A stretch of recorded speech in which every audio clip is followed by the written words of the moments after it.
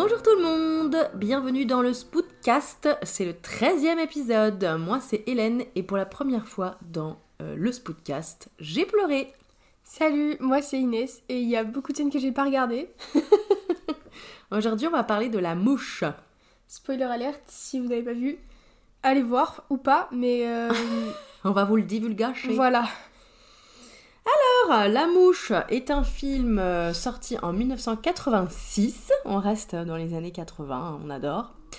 Il a été réalisé par David Cronenberg, qui est un réalisateur canadien, figurez-vous, je ne savais pas, moi je pensais qu'il était américain, bêtement. Au scénario, on retrouve David Cronenberg et Charles-Édouard Pogge, adapté d'une nouvelle de Georges Langelone, qui est un écrivain franco-britannique, s'il vous plaît. Le compositeur de la musique s'appelle Howard Shore, il est collaborateur habituel de David Cronenberg, mais il est surtout connu pour avoir composé la musique des 3 volets du Seigneur des Anneaux de Peter Jackson.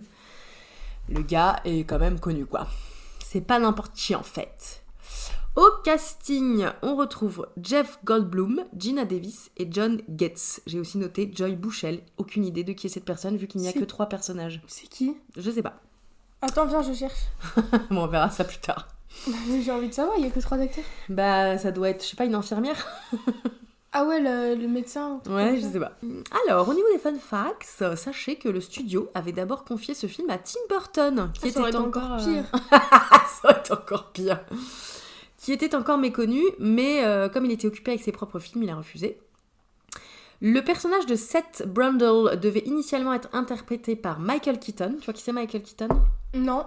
C'est le gars qui jouait les premiers Batman, bah pareil dans les années 80-90. Mais il a refusé. Le rôle revient finalement à Jeff Goldblum.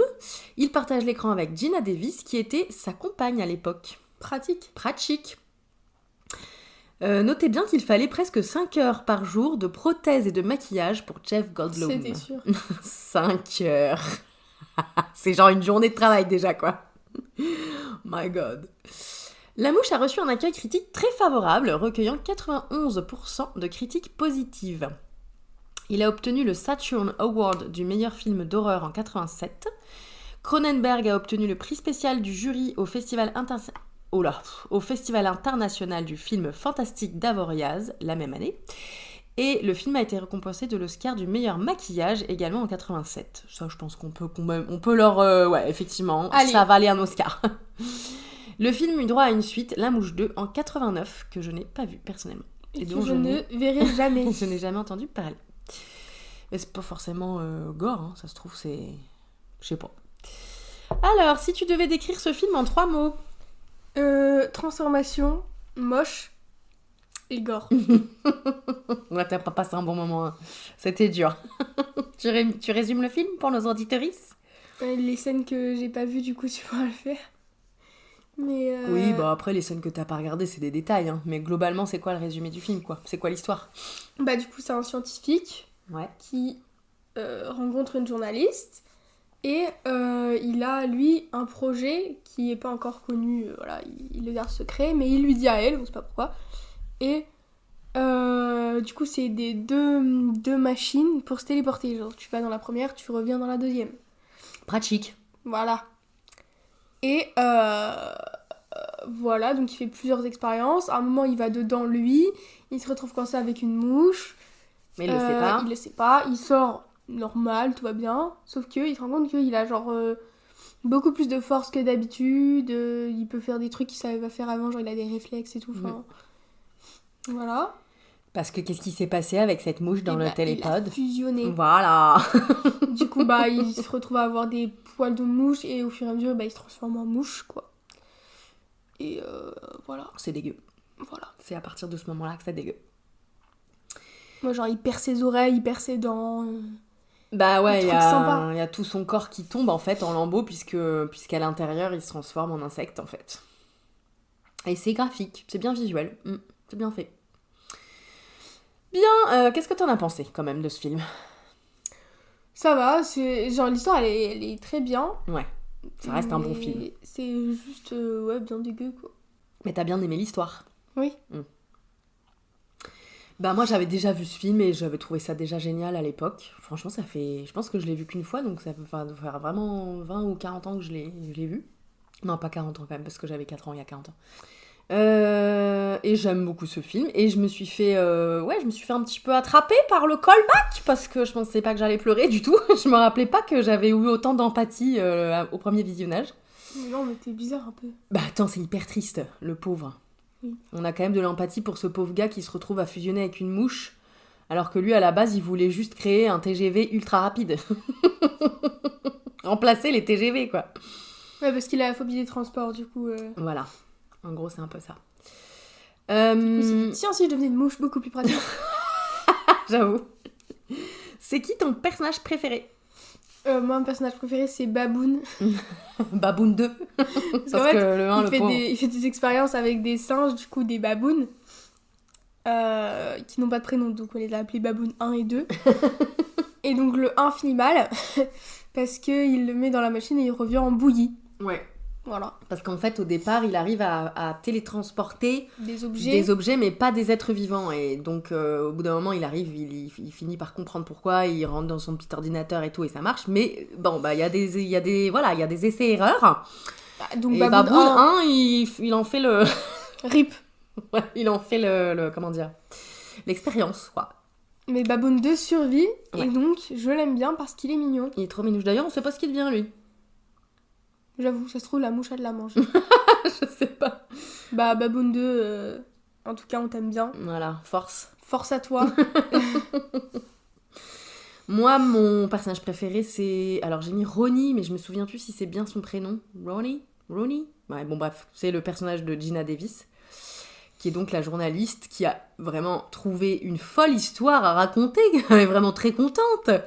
Et puis bon, bah au final, elle a failli passer quand même. Hein, Surtout, un truc qu'on n'a pas dit, c'est que du coup, eux deux là, ils ont une histoire d'amour, ouais. Et elle se rend compte qu'elle est enceinte de lui. Mais elle sait pas si elle a été ensemencée avant transformation ou après. Donc elle sait pas si elle a une mouche dans le corps, quoi. En gros, elle bade. Elle veut un petit peu... elle veut avorter. Mais lui, il l'apprend et du coup, il va l'enlever pour lui dire « Mais non, garde mon bébé !» Imbécile. Donc ouais, moi, c'est elle mon perso préf parce que elle est quand même... elle est badass, hein, parce que moi, je ferais pas tout ce qu'elle fait. Hein. Moi, je le laisse dans sa merde, là. Le gars commence à devenir décrépit, là. Et elle continue d'aller le voir. Bon, après, elle est amoureuse de lui. Bon, allez, on peut quand même expliquer peut-être par ça. Mais oui, ce qu'on n'a pas dit non plus, c'est qu'à la fin, elle est obligée de l'achever, parce qu'il est vraiment dans un sale état. Et qu'elle est trop triste parce que elle l'aime, quoi. C'est là que j'ai chialé. Pas moi. Toi, t'étais là. Ouais, moi, ça fait longtemps que j'aurais buté, ouais. Toi, t'es pas très empathique, en fait. Mais non, mais c'est une mouche géante. Genre encore s'il ressemblait physiquement au gars. D'accord, mais là c'est une mouche géante. Oui, mais il continue d'avoir son esprit, il parle. Mais là, à la fin, il parlait plus. Enfin, voilà, à la c'est fin, bon, il a c'est fusionné mort. avec le pod, donc c'est carrément un objet / mouche. Le pauvre. Mais il lui met quand même, t'as vu, il lui met le gun sur la tempe, sur le crâne pour lui dire vas-y, bute-moi en fait, là, c'est plus possible. Bah ouais. Et c'est ça qui m'a fait. Ça m'a séché. J'ai trop chialé. Bon. Ton personnage détesté? Moi, c'est la petite mouche. Je dis petite parce qu'il y en a deux. Mais du coup, la mouche... La première, la mouche initiale. Voilà, la fameuse qui rentre dans le truc... Parce que déjà, les mouches, c'est relou. Déjà, on les aime pas. Déjà, les mouches, ça sert à rien.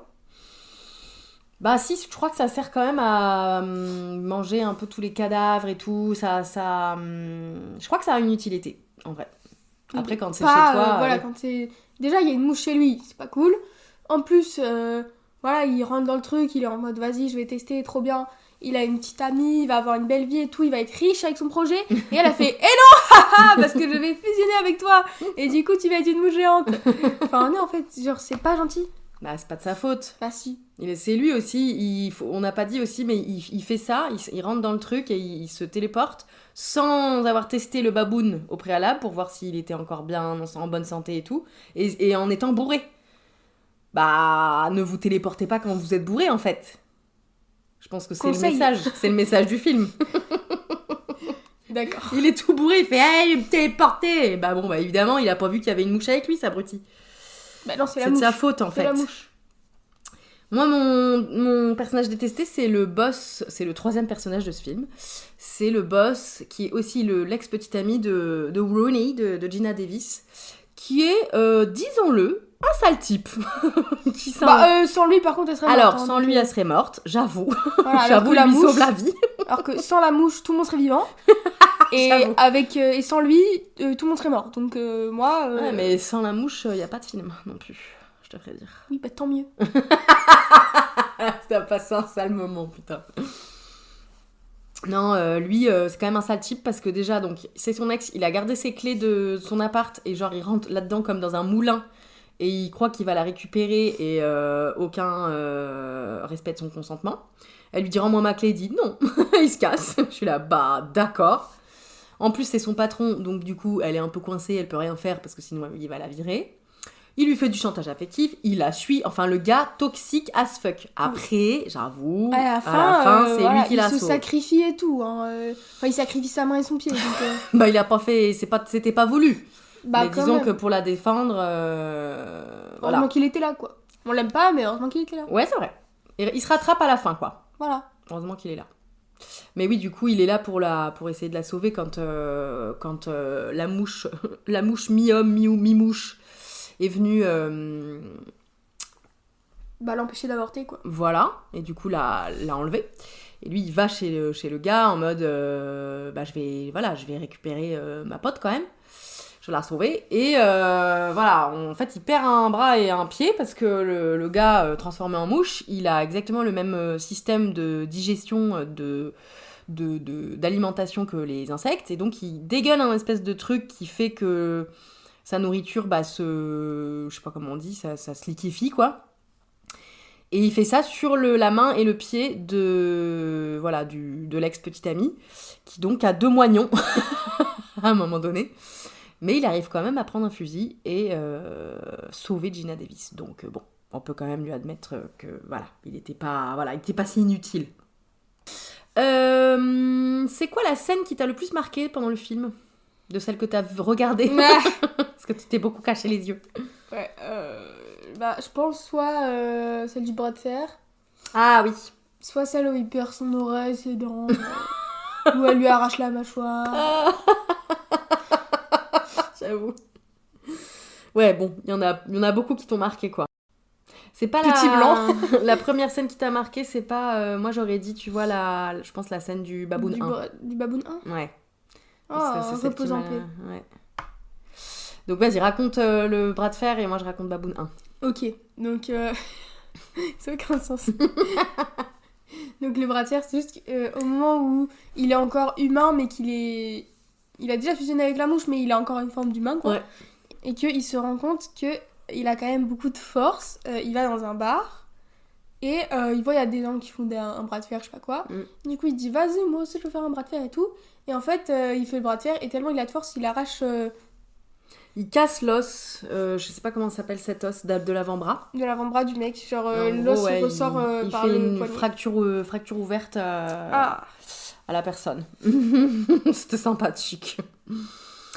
Et ouais, moi, ma scène qui m'a le plus d'ex, c'est Baboon 1 qui, du coup, est utilisé pour les expériences de téléportation. Et bon, il se téléporte pas... Et toi, t'as vu qu'il y avait le baboon dans le truc, t'as fait « Oh non !» Ah ouais, direct. J'ai dit non, je sens ça va mal se mettre. Je m'en rappelais plus, mais oui, effectivement, j'avais eu un bon instinct, ça s'est mal mis. Le pauvre baboon, il est... En plus, il a l'air d'être encore à moitié vivant. Ouais, genre le truc qui bouge. Horrible. Genre il a sa patte qui fait paf contre la vitre et tout. Ouais. Ça ressemble un peu à The Thing, à ce moment-là. Ouais. C'est aussi dégueu. Ouais. Donc moi, j'étais pas contente qu'on tue les babounes. Voilà. Un seul baboon, hein. Je te rappelle que Baboon 2, il est encore vivant. C'est vrai. Enfin, de ce qu'on sait, parce qu'on l'a pas vu mourir en tout cas. Et on l'a pas vu vivant non plus. Mais c'est ça. C'est le baboon de Schrödinger. T'as pas cette rêve. Je te l'expliquerai plus tard. Alors, passons à notre note. Combien tu mets au scénario ? 2, parce que c'est quand même une histoire bien. Ah, et top l'histoire. À la réalisation ? Je mets 2 aussi, parce que franchement, les effets, ils sont très bien faits. T'as vu ? Voilà. Casting aussi, je mets 2, même s'il n'y a pas beaucoup d'acteurs. Bah ouais, mais ils sont bien Ils choisis. sont hein. bien, voilà. Musique, elle m'a pas du tout marqué, je me souviens pas. Et le seul truc dont je me souviens, c'est les bruits dégueux, parce que vu que je regardais pas, j'écoutais. T'entendais en tout cas. Voilà, ouais, j'entendais. Donc 0. Ouais. Et message valeur, j'ai mis 1, parce que je pense à un truc genre faites pas les trucs tout seul. Ouais, il faut faire l'alcool est attention mauvais à ce pour la qu'on fait santé. et tout, voilà. Je sais pas. Ouais. Moi, au scénario, j'ai aussi mis 2. À la réalisation, j'ai aussi mis 2. Au casting, j'ai aussi mis 2. À la musique, j'ai mis 1.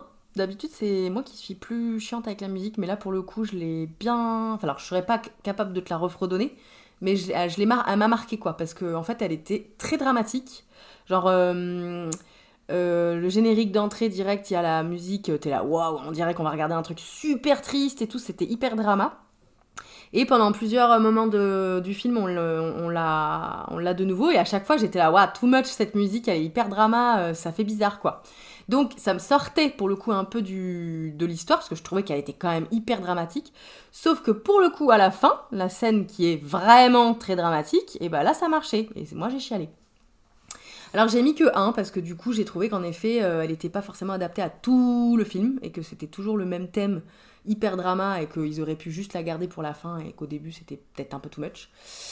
Mais j'ai quand même mis 1 point. Et message valeur, j'ai mis aussi 1 point, puisque en effet, je pense que les messages, les valeurs un petit peu revendiquées du film, c'est faites pas n'importe quoi avec la science. On peut pas faire ce qu'on veut avec la vie humaine. Et ça rejoint un petit peu Frankenstein, on se disait. Ça rejoint un peu les mêmes valeurs. Donc j'aime bien. Du coup, toi, ça te fait un 7 sur 10. Moi, ça me fait un 8 sur 10, ce qui nous fait un 15 sur 20. Ce film entre-t-il dans notre top des meilleurs films, selon nous? Presque. Voilà, il est en 8ème place. Sur 24 films. Voilà.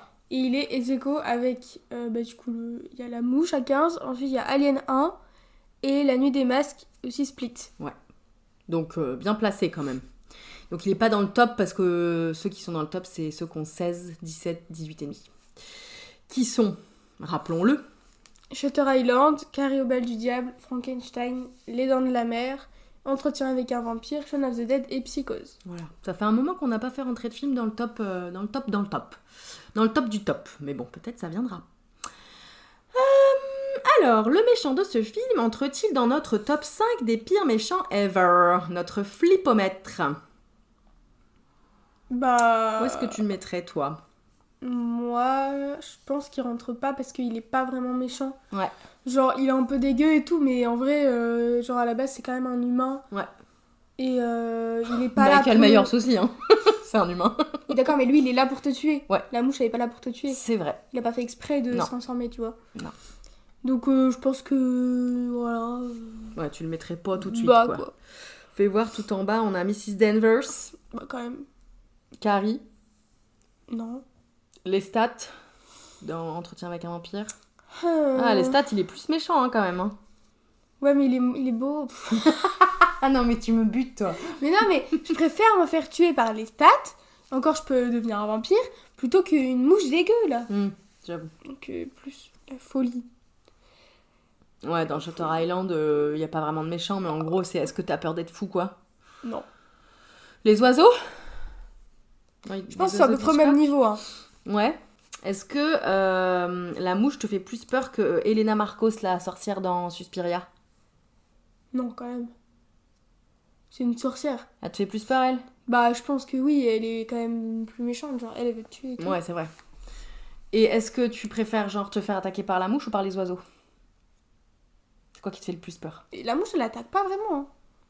Bah, à la fin, elle met quand même Gina Davis de force dans le pod pour oui, mais fusionner elle va pas avec... la tuer. Ah bah si. Bah, ça va faire une fusion des deux, donc elle va disparaître, elle. Elle aura plus... Oui, en ok, fait, ça va mais- faire une nouvelle personne, quoi. Il va la buter, quand même. Ouais, Enfin, elle va pas mourir, mais techniquement, tu vois, mais elle va oui, mais plus il va exister, pas, en fait. Il va pas la tuer de manière attaque, genre. Non, mais bon, il veut quand même anéantir son être. Pourquoi tu me forces à la mettre au-dessus Non, là non, je Si dis tu- juste... tu insinues- On est tu- en train tu de débattre, on influences- débat. Non, tu m'influences. Elle m'influence. Je vais le mettre. Donc quand ouais, même. du coup, mais les oiseaux, c'est pareil, ils sont pas vraiment méchants, mais ils attaquent quand même, quoi. Surtout qu'elle dit ça, ils sont dans ton top 5, les oiseaux. Bah ouais, mais moi, ça me fait peur de me faire attaquer par des oiseaux. Bon, bah, je vais le mettre au-dessus des oiseaux, quand même. Genre, entre Elena, Marcos et les oiseaux. Ok. 19e place. Ouais, c'est ça. En gros. Sur 24. Entre 18 et 19, quoi. Sur 24 méchants, donc ça fait pas... Ouais, ça fait quand même genre pas peur, quoi. Enfin, en tout cas, il est pas méchant, quoi. Moi, je sais pas. Moi, je crois que je le mettrais pas non plus. Enfin, bon, il est pas... C'est pas vraiment... C'est pas un vrai méchant, quoi. Dans le sens où, justement, ce film, il est pas vraiment considéré comme un film d'horreur. C'est un film de science-fiction horrifique. Mais c'est pas vraiment un film d'horreur, parce qu'en effet, il y a pas vraiment de méchant. Enfin, quoi que tu me diras, il y a des films d'horreur où il y a pas vraiment de méchant non plus, mais... En fait, le truc, c'est que tant qu'il a encore un peu son esprit, tu te dis que tu peux le raisonner aussi. Bon, à la fin, Gina Davis, elle arrive pas trop à le raisonner, mais... Monsieur, elle y met pas beaucoup de volonté. Hein. Oh, bah quand même. T'exagères.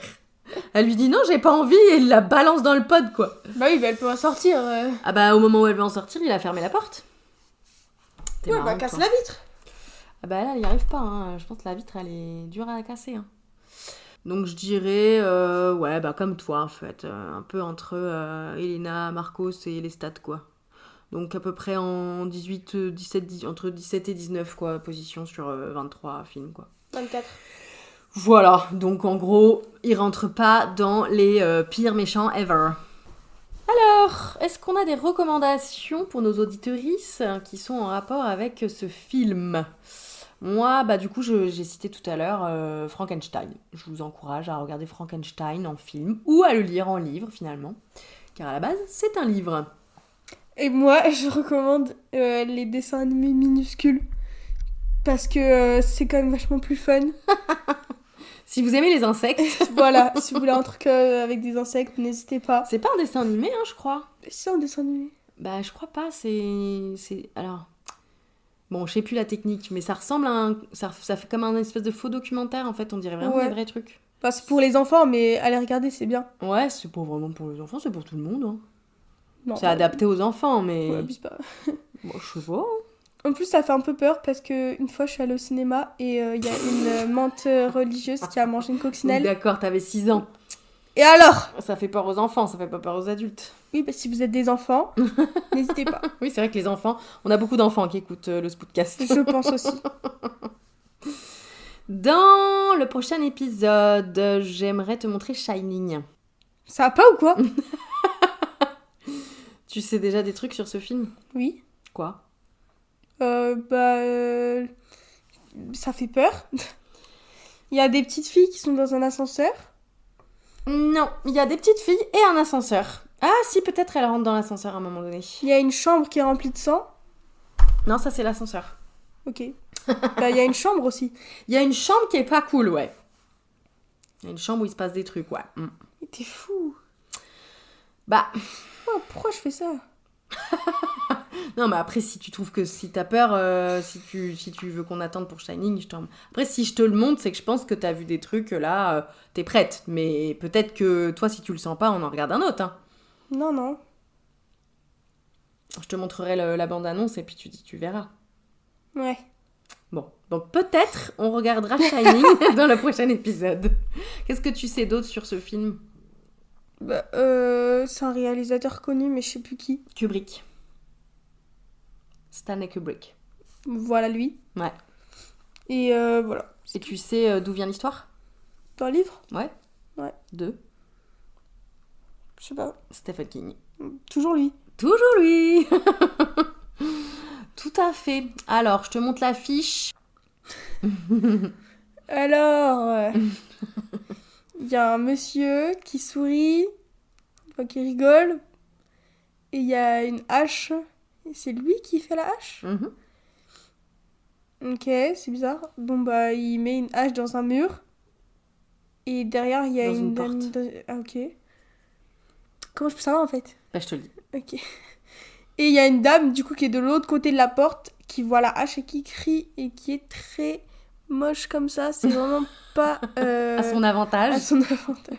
Oui, bah, elle est, comment on pourrait dire, effrayée. Terrorifiée. Et elle a quoi dans la main ? Un couteau. Ouais.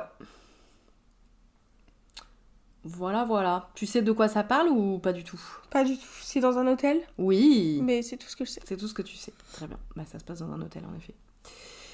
Bon, bah écoute, on verra si tu te sens de le regarder.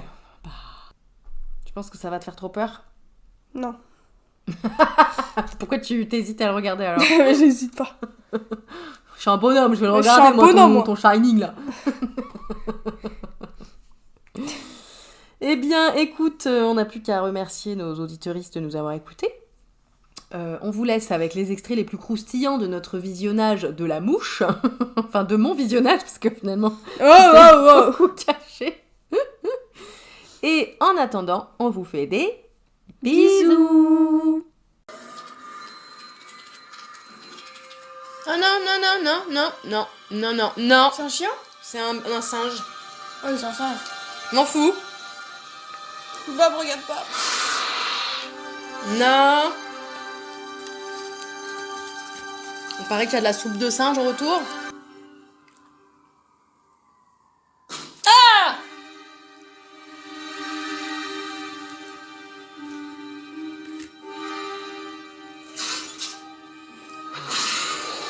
Ah, mais je vais pas voir ça, je suis en train de manger. Ah, les bruits en plus, il dégoûte. Ah Mais quelle idée de regarder ça Je peux regarder ou pas? Oui, c'est bon. Ah, il dégoûte. Ouais. Ah, c'était encore à moitié vivant, mais quelle horreur. Eh, mais prends un insecte, wesh. Prends une araignée, prends, je sais pas, un cafard. Pas un baboune.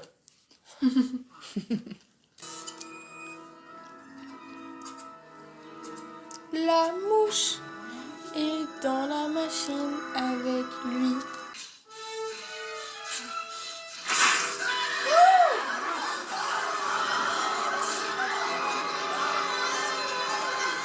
Mais pourquoi tu souris comme ça? Éteins le film en fait. J'essaye de voir si tu m'en veux. Oh, un petit bout d'os. Ça dégoûte. Et du coup, bah là, il est en train de développer des caractéristiques d'une mouche finalement. Bah c'est mal d'être une mouche. On en reparle dans 15 minutes. Ça dégoûte. Je te l'avais dit. Ah mais il est hyper moche. Le temps de make-up qu'il a fallu là. Ah bah, je te dirai dans les fun facts.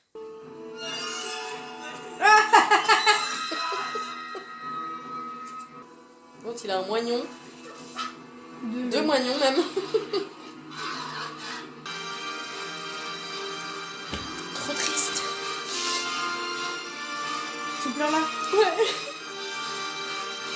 Bah c'est trop triste. Elle pleure. Oui, bah ils entendent. Ils entendaient déjà avant que tu me le foutes sous le nez. Mais arrête, c'est trop triste, tu pleures pas toi? Mais non, ça dégoûte. Ah, ça fait longtemps que je l'aurais flingué. Oui, mais le pauvre, il y a quand même un humain là-dessous, quoi. Ouais, bah bien en dessous alors. Parce que là, Bien deep down. Moi, je trouve ça trop triste, elle est obligée de le tuer alors qu'elle était amoureuse de lui à la base. oui, bah, à la base, mais là, tu vois bien que t'es plus amoureuse de lui. Il est moche comme je sais pas quoi. Oui, puis bon, il a un petit peu voulu la buter quand même, accessoirement. J'ai trop d'empathie pour la mouche en fait. Alors, verdict? Verdict que j'ai pas regardé. C'est vrai que t'as pas regardé grand chose. T'as beaucoup caché tes yeux. Ouais, bah pas envie de regarder pendant qu'on mange. Vas-y, c'est bon. Oui, si on n'avait pas mangé, t'aurais complètement regardé. Complètement. Ouais, aucun problème. À part ça, t'as aimé l'histoire? Quand même un bon film de science-fiction. Ouais. L'acteur, on le reconnaît plus à la fin. Ouais. Et du coup, moi, je voulais savoir si son enfant, c'est une mouche ou pas. Il y a la mouche 2. Ah, bon, on le regarde pas.